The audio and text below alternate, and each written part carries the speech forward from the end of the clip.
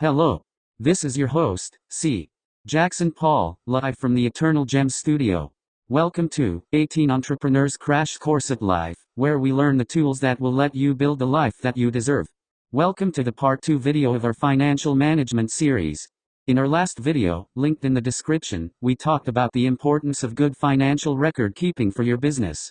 But how do you decide where to spend your money in the first place? That is where budgeting comes in. A budget is like a calendar or map for your or your business's money. It shows where it is going and how much you have left. Even if you haven't started your business yet, then these skills will be useful in your personal life. To start, open up a spreadsheet, similar to what we did last time. Your budget is a way of categorizing your expenses, so expenses are most of what is going to be on there. At the top of the spreadsheet, put the budget title and the date. Usually, having one budget for the month is a good amount. In the row under the heading, fill in 3 columns, that's B through D in the example on screen, with headings. B is the category, C is the projected amount, and D is the actual amount. Basically, B is telling you what this line represents, C is telling you how much you want to spend there, and D is how much you actually end up spending. The reason D is different from C is that, sometimes, plans don't work out the way we expect, and when that happens we need a way to record it. The next line down is your revenue.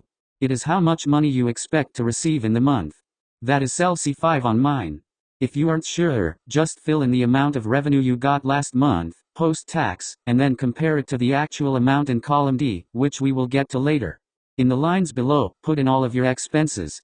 Depending on what type of business this is, or if it is for personal use, the items you put here will vary.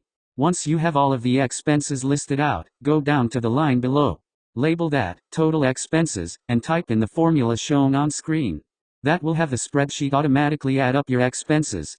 Then, all you do is subtract expense from revenue, and there is your profit or, if this is your personal budget, the amount you get to save for the future. But, life happens, and sometimes our budgets are off. If this is by a few cents, that's okay, but if things are significantly off, then we need to adjust next month's budget.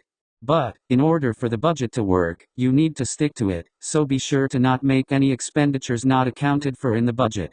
That is why it is good to have a miscellaneous section, which is money you use for random things. At the end of the month, go in and fill in the next column with the amounts you actually spent. This is why good record keeping is so important, so that you know what money you spent where. Let's see how our sample did.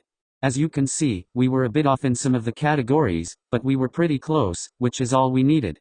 When budgeting, be conservative and prepare for the worst.